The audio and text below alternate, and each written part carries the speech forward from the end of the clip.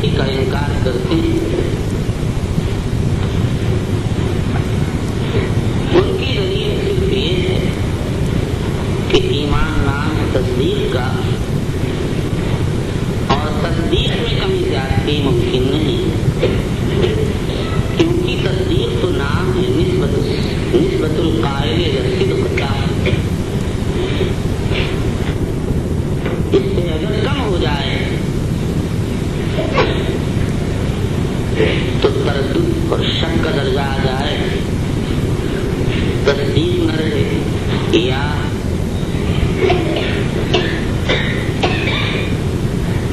نسبت قائل تصدیق کے بجائے اس کا عکس ہو جائے، یعنی نسبت القائل تو تصدیق فنا ہو جائے گی، تقریب آ جائے گی۔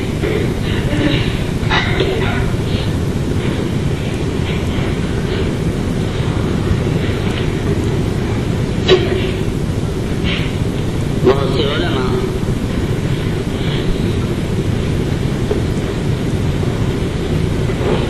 کا خیال یہ ہے کہ تصدیق میں کم زیادتی نہیں ہوتی۔ ابو محمد ابن حزم ظاہری کہتے ہیں کسی بھی نسبت کے بارے میں تین ہی حالتیں ہو سکتی ہیں، یا تو آدمی قائل کو صدق کی طرف منسوب کرے گا یا کذب کی طرف منسوب کرے گا، یا متردد ہوگا۔ اگر کذب کی طرف نسبت کر دی گئی تو تصدیق نہیں رہے گی، اور اگر تردد آ گیا تو تصدیق نہیں رہے گی، لہذا تصدیق میں کوئی کمی زیادتی ممکن نہیں ہے۔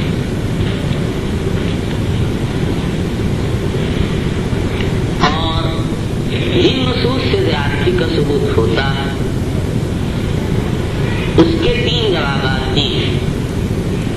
امام ابو حنیفہ سے منقول ہے کہ اس سے زیادت بحسب المومن بہی مراد ہے، یعنی قرآن میں جو زیادتی ایمان کا ذکر ہے وہ زیادتی بحسب المومن بہی ہے، اور زیادتی بحسب المومن بہی کا مطلب یہ ہے کہ قرآن سارا ایک ساتھ نہیں اترا بلکہ شین فشین نازل ہوا، اور جتنا اترتا تھا صحابہ اس پر ایمان لاتے تھے، ایمان بڑھتا تھا۔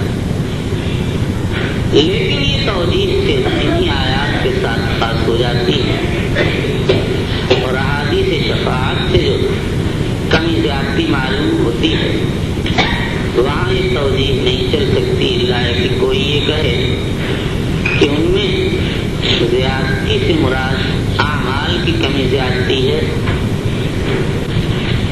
اور ان کو ایمان اس لیے کہہ دیا گیا کہ اعمال کی صحت مقبولیت ایمان پر موقوف ہے،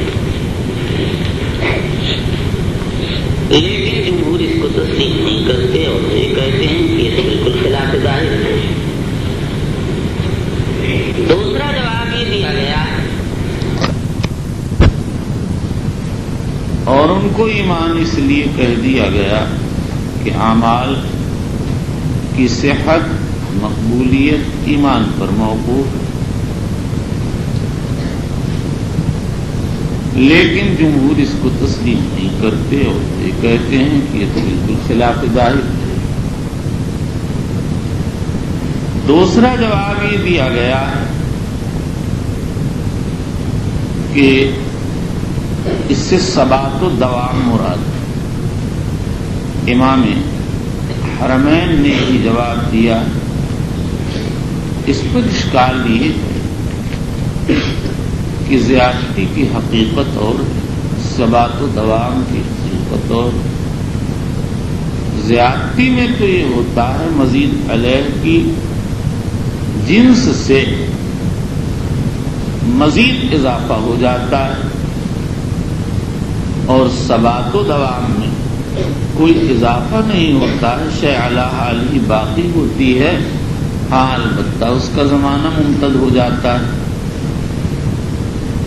اور کسی چیز کے زمانے کے امتداد کو اس میں زیادتی سے تعبیر نہیں کیا جاتا۔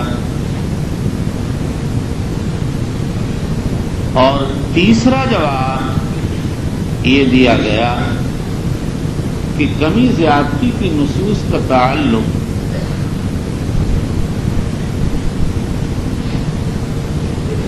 ماہیت ایمان کے مقومات سے نہیں بلکہ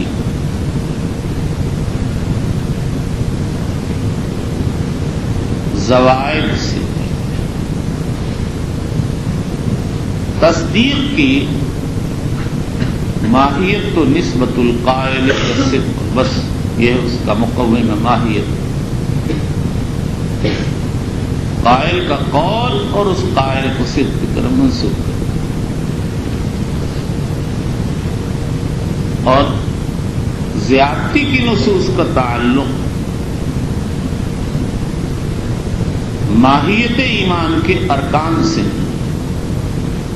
بلکہ زوائد سے. جیسے دو آدمی ایک کمزور نحیف لاغر مرنے کے قریب اور دوسرا مضبوط تناور طاقتور، وصف انسانیت میں دونوں مساوی ہیں. اگر منطقی اصول پر ان کی حقیقت کی وضاحت کی جائے گی تو دونوں کو حیوان ناطق کہا جائے گا.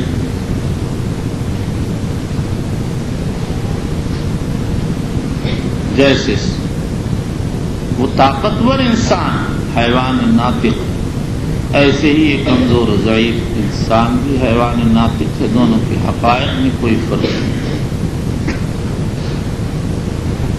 فرق خارجی امور کے اعتبار سے، صحت اور توانائی کے اعتبار سے، قوت اور تناوری کے اعتبار سے،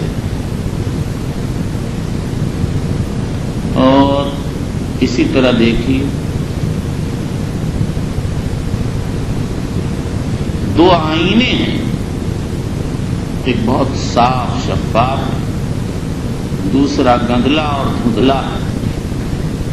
دونوں ایک کمپنی سے نکلے، ایک ہی مشین سے نکلے ہیں.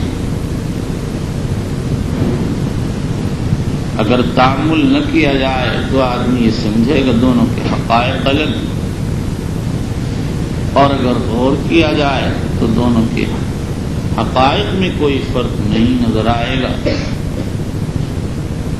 فرق صرف یہ ہے کہ ایک میں جلا اور صفائی اور اراد کی صفت زیادہ ہے اور ایک میں کم. اس کا سبب یہ نہیں کہ دونوں کی حقیقت الگ الگ، دونوں کی حقیقت یکساں ہے. بس فرق اس بات میں ہے کہ ایک میں صفائی کا وصف نہیں ہے، کم ہے، دوسرے میں زیادہ. ایسے ہی اعمال کے ذریعے تصدیق میں نورانیت، اشراق اور چمک آ جاتی ہے، ورنہ تصدیق اپنی جگہ تصدیق ہی رہتی ہے. لیکن جمہور علماء کی طرف سے اس کا جواب ظاہر ہے.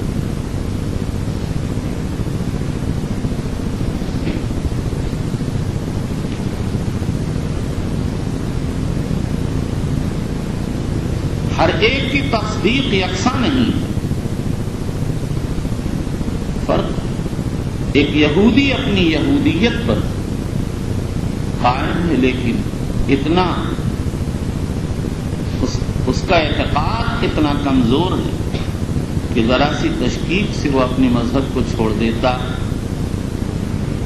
اور ایک یہودی ایسا ہے جو اپنی یہودیت پر اتنا پختہ ہے کہ اس کو کسی بھی تدبیر یا ہیلے سے سر منہ ہٹایا نہیں جا سکتا.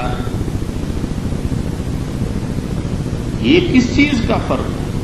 قوت و ذوق کا فرق ہے. ایک کی تصدیق، ایک کا کی یہودیت کمزور، دوسرے کی مضبوط. بعین ہی یہی بات اسلام کی لے لیجیے. ایک مسلمان اپنے ایمان میں بڑا کمزور ہے، ذرا سے بہلانے پھسلانے سے، مال کے لالچ دینے سے بیچ دیتا ہے، ایمان کو بیچ دیتا ہے۔ اور ایک ایسا ہے کہ موحد سے برپائے ریزی زرش کہ شمشیر جندی نہیں برسرش، امید و حراسش نباشد کس بنی نسل بنیاد توحید و بس۔ اس کی گردن جدا کر دو، اس کے لیے تیار ہے، لیکن متاع ایمان کے فروخت کرنے کے لیے کسی طرح بھی راضی نہیں۔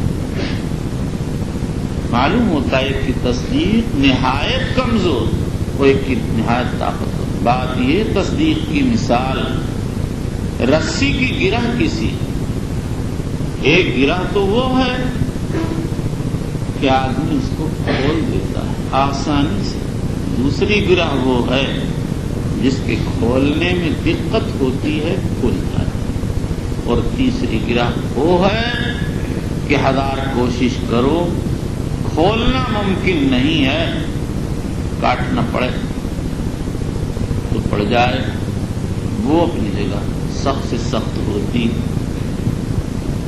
یہی اس تصدیق باطن کا حال۔ اور اگر اس تصدیق کے ساتھ جلا و نورانیت شامل ہے تو باطن نظر میں تو یہ سمجھ میں آئے گا کہ تصدیق میں کوئی کمی زیادتی نہیں، لیکن اشراق و انوار میں خود اضافہ ہوتا ہے۔ اگر 8 راڈ جلے ہوئے ہیں اس وقت تو ایک خاص روشنی، اور اس میں اگر 8 مرکری بلب جلا دیے جائیں تو اور قسم کی روشنی ہو جائے گی، اور جتنی بھی بلبوں اور راڈوں کا اضافہ ہوگا روشنی بڑھتی چلی جائے گی۔ تو جیسے تصدیق مجرد عن الاشراق طاقت اور ذوق میں مختلف درجات رکھتی ہے، ایسے ہی اشراق کے بعد بھی اس میں مختلف درجات ہیں، اور اعمال کی اگر شمولیت ہو جائے تو پھر تو ایمان کی کمی زیادتی میں کوئی شک و شبہ رہتا ہی نہیں۔ اس لیے جمہور علماء ایمان مطلقاً قابل الزیادت والنقصان مانتے ہیں، اور تصدیق میں کمی زیادتی کا مسئلہ وہ مختلف فیہا ہے۔ امام ابو حنیفہ، ابو محمد بن حزم ظاہری، عام متکلمین و شاعرہ قائل نہیں، لیکن امام احمد بن حنبل فی روایت، محدث ابن خزیمہ، ابو عبداللہ الحلیمی، امام بیہقی، ابو الحسن ابن بطال، امام ابو حامد غزالی، امام نووی اور تقی الدین سبکی وغیرہ ایمان تصدیق میں کمی زیادتی کے قائل ہیں۔ شیخ الاسلام ابن تیمیہ اور حافظ ابن رجب حنبلی نے امام احمد سے یہی ایک روایت نقل کی اور اسی کو اصح الروایتین قرار دیا، اور ابھی اس کو مثالوں سے واضح کیا گیا ہے، جس کے بعد شک و شبہ کی کوئی گنجائش باقی نہیں رہتی۔ اب صرف ایک بات رہ جاتی ہے، وہ یہ کہ اتنی واضح بات ان متکلمین سے اور خصوصاً امام ابو حنیفہ سے کیسے مخفی رہ گئی، جو ہندی کی چندی کرنے والے ہیں، بال کی کھال کھینچنے والے ہیں۔ اس کا جواب یہ کہ ان حضرات نے صرف نسبت الی الصدق کو دیکھا، اور ظاہر ہے کہ اتنی سی چیز میں اضافے اور کمی کا کوئی سوال نہیں ہوتا ہے، لیکن اس کے بعد کے درجات میں کمی اور زیادتی خود ظاہر ہے۔ والغیب عند اللہ سبحانہ۔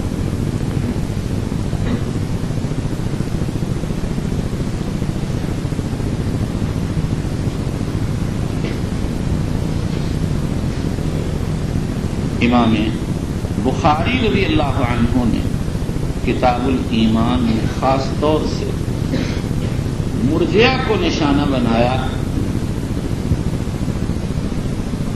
جو کہتے ہیں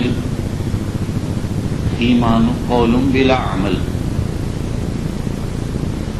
مرجئہ کے بہت سے فرق، سب سے غالی اور زائد فرقہ تو جہمیہ کا، جو کہتے ہیں ایمان صرف معرفت کا نام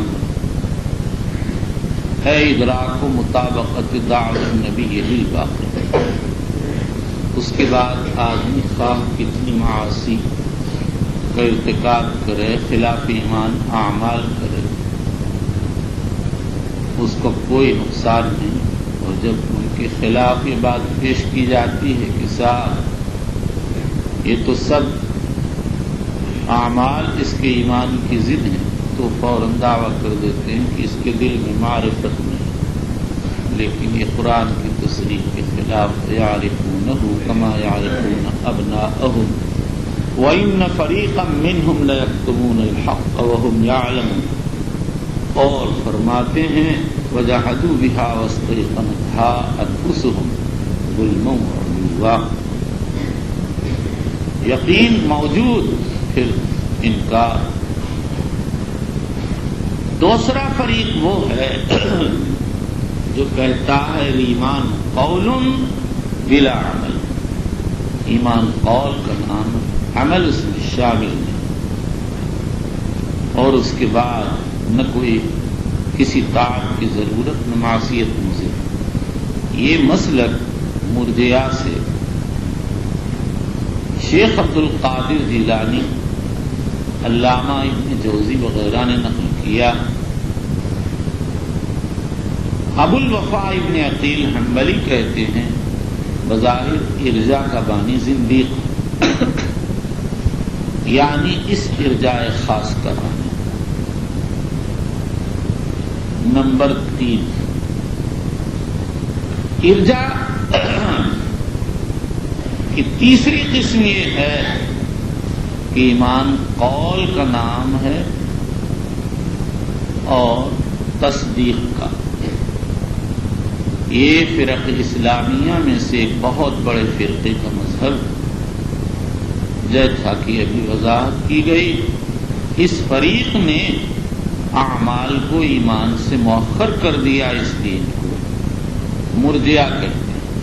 لیکن اس فریق کا اختلاف جمہور کے ساتھ اختلاف لفظی کے مشابہ ہے، اس لیے جو لوگ اعمال کو ایمان میں داخل مانتے ہیں وہ بھی یہ کہتے ہیں کہ فقدان اعمال سے ایمان مقبول نہیں ہوگا، اس کا کمال مقبول ہوگا، اور ایسا شخص مستحق عذاب ہے۔ اگر اللہ کے ہاں عذاب مقدر ہے تو عذاب پا کر نجات پائے گا، اور جو کہتے ہیں اعمال ایمان میں داخل نہیں ہے وہ یہ کہتے ہیں اعمال باوجود جزء ایمان نہ ہونے کے واجب اور مطلوب ہیں، ان کا تارک مستحق عقاب ہے۔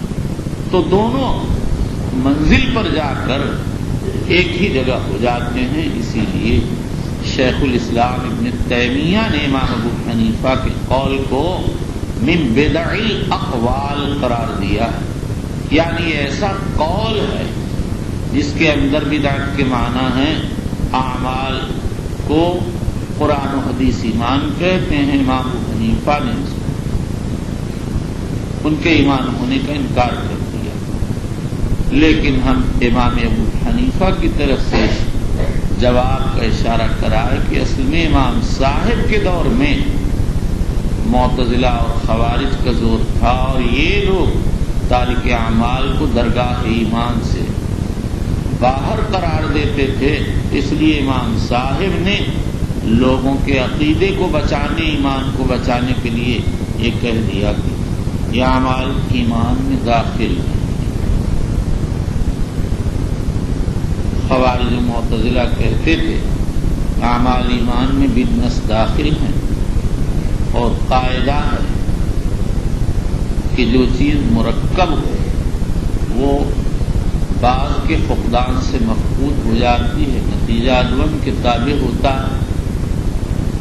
اس لیے امام صاحب نے کہ جزئیت ہی کا انکار کر دیا، اور جن نصوص میں ان کو جز کہا گیا ہے اس کو منکرین نے مجاز پر محمول کر لیا، لیکن جمہور اہل سنت نے اس تعبیر کو نص قرآن کے خلاف ہونے کی وجہ سے پسند نہیں کیا، اور اعمال کو ایمان ہی کہتے رہے، اور معتزلہ و خوارج کے اضلال کا جواب یہ دیا کہ اعمال اجزائے مکملہ ہیں، اجزائے مقومہ نہیں۔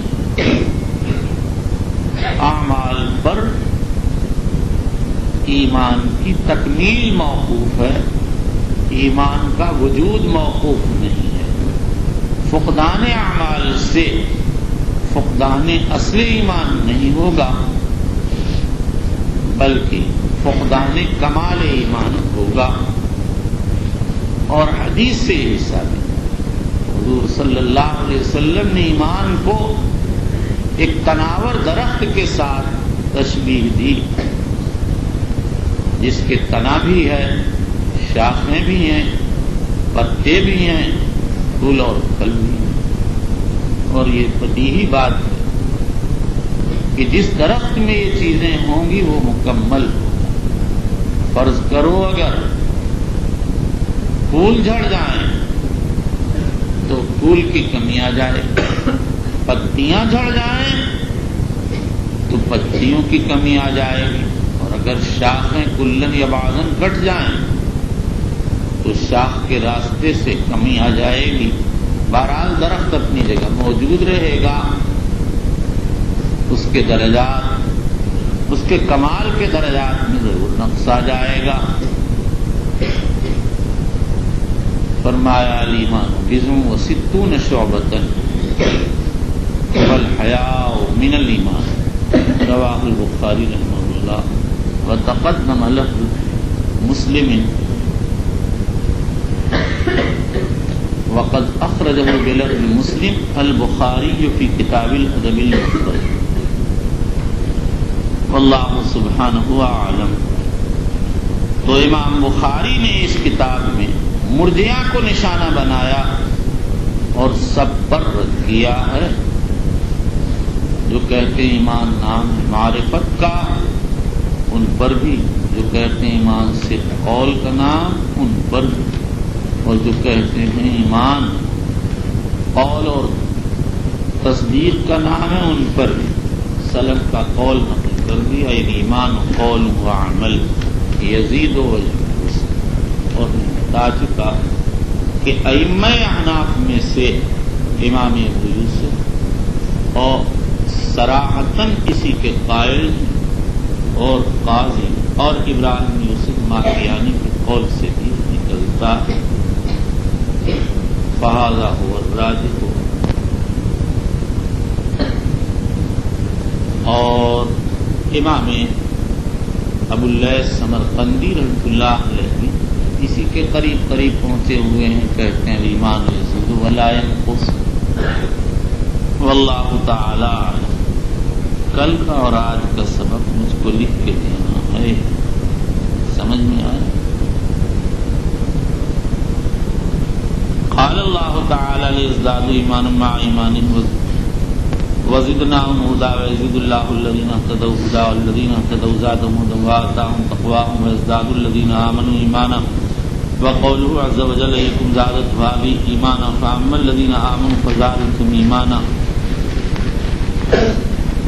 وقوله فاخشوهم فزادهم إيمانا وقوله وما زادهم إلا إيمانا یہ وہ 8 آیات ہیں جن کی طرف امام عبداللہ ابن مبارک نے اپنے قول مذکور میں اشارہ کیا تھا، اور غالب البخاری کو ابن مبارک کا قول ثابت ان کے مشائخ کے واسطے سے پہنچا ہوگا۔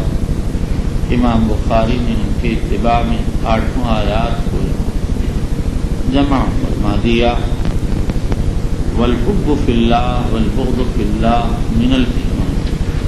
حضرت امام بخاری نے اس سے ابو امامہ کی حدیث کی طرف اشارہ کیا، من احب للہ وابغض للہ واعطى للہ ومنع للہ فقد استکمل الایمان، رواہ ابو داؤد۔ وكتب عمر بن عبد العزيز إلى عدي بن عدي أن للإيمان فرائض والشرائع حدودا وسننا، فمن استكملها استكمل الإيمان ومن لم يستكملها لم يستكمل الإيمان، فإن أعيش فسأبينها لكم حتى تعملوا بها، وإن أمت فما أنا على صحبتكم بحريص۔ عمر بن عبد العزيز رحمۃ اللہ علیہ کا یہ اثر امام احمد اور ابن ابی شیبہ نے اپنی اپنی کتاب الایمان میں روایت فرمایا۔ عدی ابن عدی، یہ عدی ابن عمیرۃ الکندی ہیں، عمر ابن عبد العزیز کی طرف سے جزیرہ کے حاکم تھے۔ ان للایمان فرائض، فرائض اعمال مفروضہ، شرائع عقائد دینیہ، حدود منہیات، سنن مندوبات۔ بعض علماء یہ کہتے ہیں کہ ایک اثر مصنف کے دعوے کے مطابق نہیں، ان کا دعویٰ تو یہ ہے ایمان قول و عمل کا نام، اور اثر سے یہ ثابت ہوتا ہے کہ ایمان کی ایک اصل ہے، اس کے لیے اعمال فرائض وغیرہ ثابت۔ اس کا جواب یہ ہے کہ امام بخاری نے پورے اثر کو سامنے رکھا ہے۔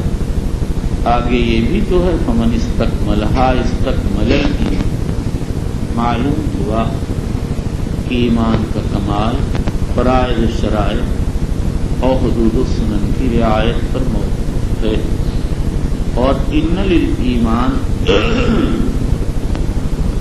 سے یہ بتانا مقصود ہے کہ ایمان ایک ایسی حقیقت ہے جو بہت سے متعلقات رکھتی ہے، اس کے کمال سے ایمان کامل ہوتا ہے۔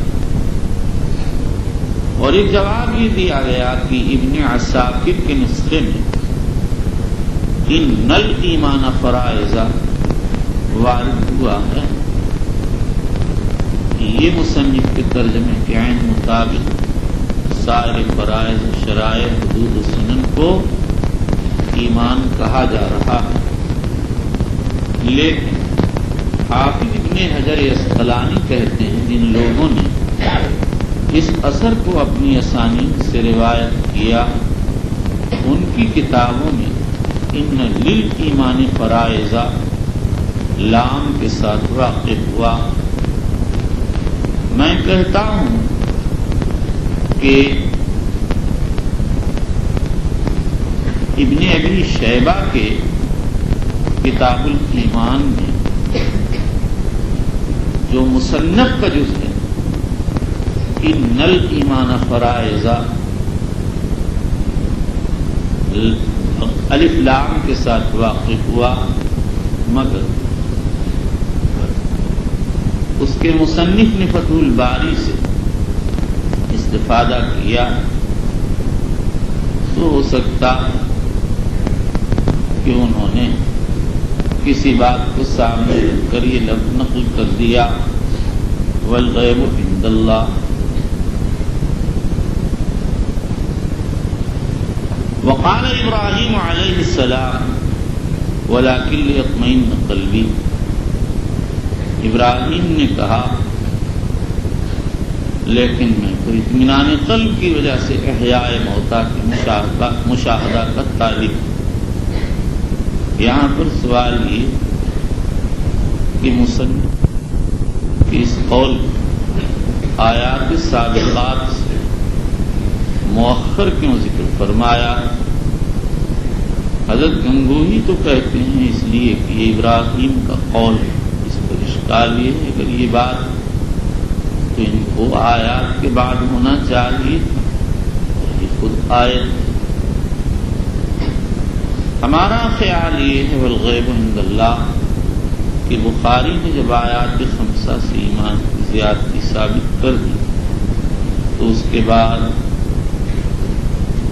حدیث کی طرف اشارہ کیا اور اس سے ایمان کی کمی زیادتی ثابت کی، اور پھر عمر ابن عبدالعزیز کا حکم لا کر یہ وضاحت کی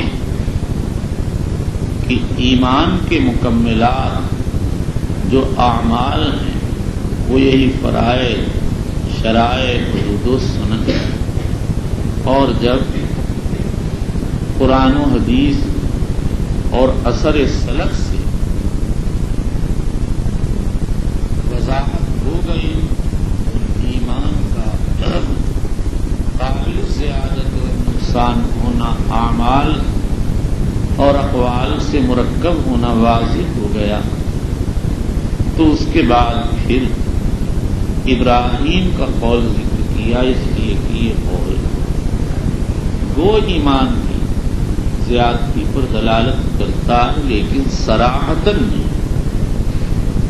اس میں زیادتی کی کوئی تصریح نہیں، اس میں طمانینت قلب کا ذکر ہے. مختصر یہ ہے کہ پہلے ان نصوص کو ذکر کیا جس سے ایمان کا زائد ہونا صراحتاً معلوم ہوتا ہے، پھر اس کے بعد وہ نصوص لائے ہیں جن سے ایمان کی زیادتی استدلالاً سمجھ میں آتی ہے. سب سے پہلے ابراہیم کا قول وَلَٰكِن لِيَطْمَئِنَّ قَلْبِي ذکر کیا. اس پر یہ اشکال ہے کہ طمانینت قلب کے بغیر تو ایمان محقق ہو نہیں سکتا. پھر ابراہیم علیہ السلام نے یہ کیا کہا وَلَٰكِن لِيَطْمَئِنَّ قَلْبِي؟ کیا ان کو ایمان کی کیفیت حاصل نہیں؟ اس کا جواب یہ ہے کہ ابراہیم علیہ السلام نبی ہیں. غیر نبی جب ایمان رکھتا اور تصدیق رکھتا، اقرار کرتا، تو ابراہیم علیہ السلام کے متعلق کیا پوچھا جا سکتا ہے؟ اصل بات یہ ہے کہ ابراہیم علیہ السلام اپنی آنکھوں سے احیاء موتا کا مشاہدہ کرنا چاہتے تھے، اور طبیعت کے کیفیت احیاء کے مطالبے کو پورا کر کے طبیعت کو مطمئن کرنا چاہتے تھے. ان کو احیاء موتا کا یقین، اس پر ایمان، وہ جانتے تھے کہ اللہ ہی احیاء پر قادر ہے، لیکن ان کی طبیعت کا میلان یہ تھا کہ اس کی کیفیت کا آنکھوں سے مشاہدہ کر رہے ہیں. اللہ تعالیٰ کس طرح مردوں کو زندہ کریں گے، کیا شکل ہوگی، کیا کیفیت ہوگی، وہ دیکھنا چاہیے. خلاصہ یہ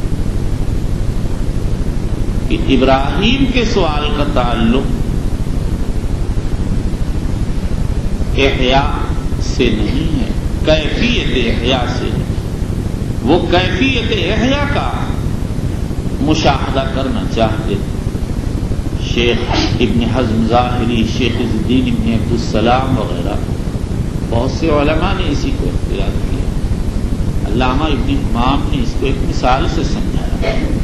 فرماتے ہیں دیکھو، ایک آدمی ہے جس کو یہ معلوم ہے کہ ملک شام میں دمشق شہر ہے اور وہاں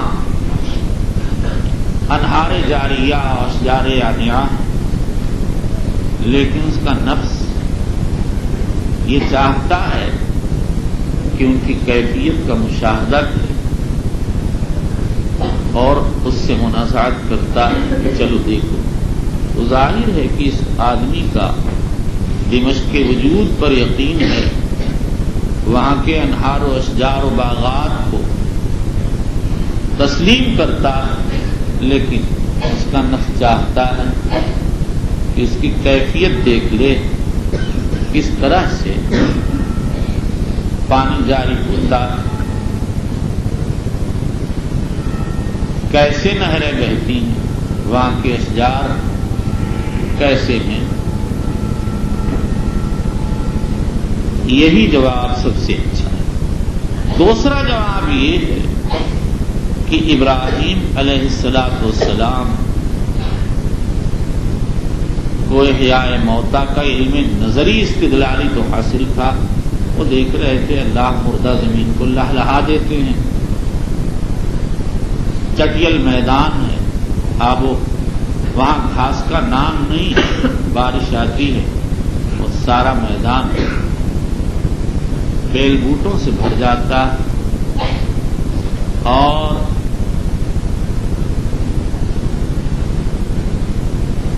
وہ یہ چاہتے تھے کہ جو بات استدلال سے سمجھ میں آ رہی ہے ہم اپنی آنکھوں سے دیکھ لیں، تاکہ یہ استدلالی علم بدیہی بن جائے.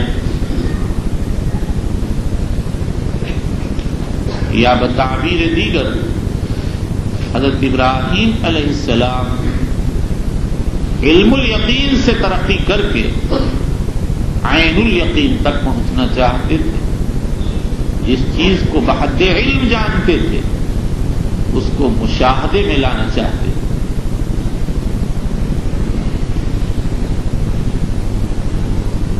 وقال معاذ اجلس بنا نؤمن ساعة، معاذ نے فرمایا ہمارے پاس بیٹھو تھوڑی دیر ہم ایمان لائیں. معاذ میم کے ضمہ کے ساتھ اسی طرح سمعانی ابن اسیر جزری نے ضبط کیا، اور یہ معاذ بے فتح المیم نہیں ہے، وہ ہمارے حلقوں میں یہ نام اسی طرح مشہور ہے. معاذ نے اجلس کا خطاب اپنے شاگرد اسود ابن ہلال کو کیا. نومن ساعتن، یہاں پر یہ اشکال کہ معاذ کا یہ اثر ترجمے کے مطابق نہیں، اس میں تو ایمان کی زیادتی کا کوئی تذکرہ نہیں. اس کا جواب یہ ہے کہ یہاں ایمان سے تجدید ایمان مراد، اور تجدید ایمان ایک عمل پر حضرت معاذ ایمان کے اطلاق کر رہے ہیں. معلوم ہوا الایمان قول و عمل، اور عمل میں کمی زیادتی ہوتی ہے تو اگلا جز یزید و ینقص بھی ثابت ہو گیا.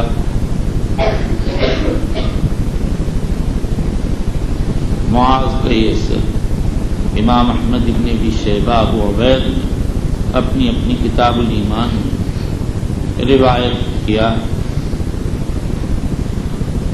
وقال ابن مسعود الیقین الایمان کلہ، ابن مسعود کا یہ اثر طبرانی نے اور حاکم نے بسند صحیح روایت کیا. یہاں پر بھی ایمان کی کمی زیادتی کا کوئی تذکرہ نہیں، اور نہ ہی یہ ہے کہ ایمان عمل کا نام ہے. اب ترجمے کے ساتھ اس کی مطابقت کی تقریر یا تو یہ کی جائے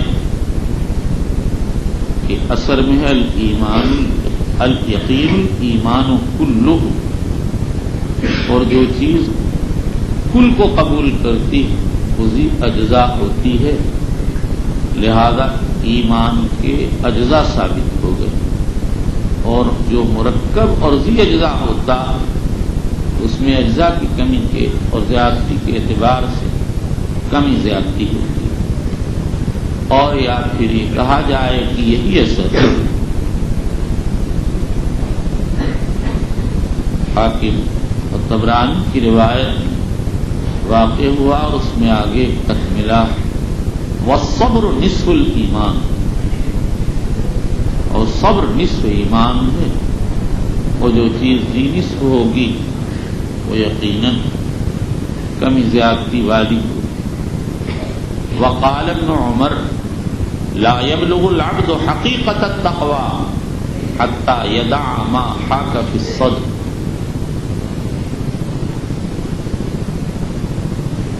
بندہ کمال تقویٰ تک نہیں پہنچ سکتا جب تک کہ دل کی کھٹک کو نہ چھوڑ دے۔ حقیقت التقویٰ، لفظ حقیقت کبھی مجاز کے مقابل میں بولا جاتا ہے اور کبھی لفظ حقیقت کمال کے معنی میں آتا ہے، یہاں یہی مراد ہے، اور مطلب یہ ہے کہ انسان درجہ کمال تقویٰ کو اسی وقت پہنچے گا جب شک و شبہے کو چھوڑ دے۔ المتقی من یتقی الشبہات،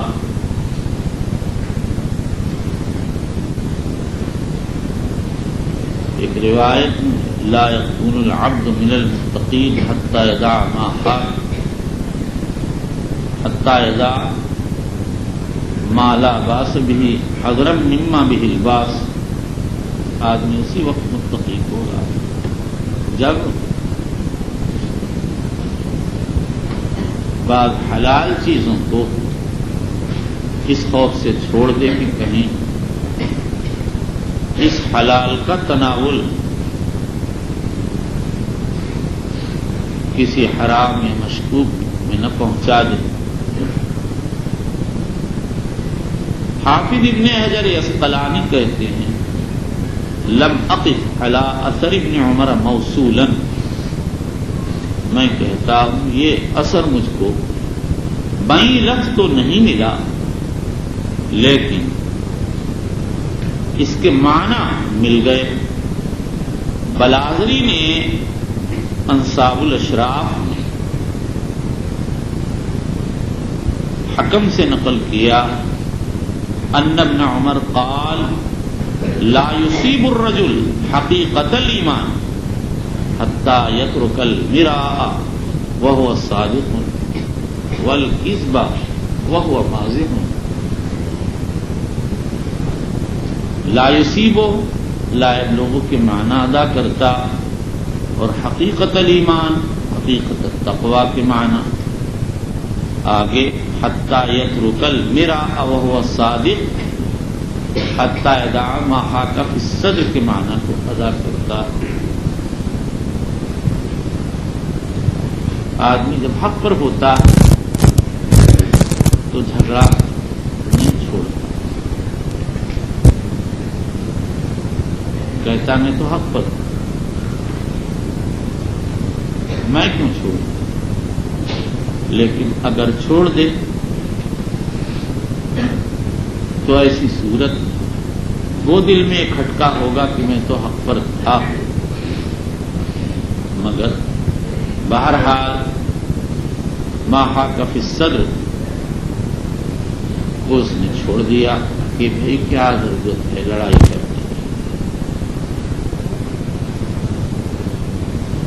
دل میں کھٹکتی ہے یہ بات کہ لڑائی سے بغض ہو جائے گا، نفرت پھیل جائے گی، اس لیے وہ اس بغض و نفرت کے خطرے کو احتمال کو ختم کرتا، جس کی شکل یہ ہوتی ہے کہ وہ حق پر ہونے کے باوجود میرا اور منازعات کو چھوڑ دیتا ہے۔ وقال مجاہد شرع لكم من الدین ما وصى به نوحا اوصینا گیا محمد وَإِيَّاهُ دِينًا وَاحِدًا۔ علامہ سراج الدین بلقینی فرماتے ہیں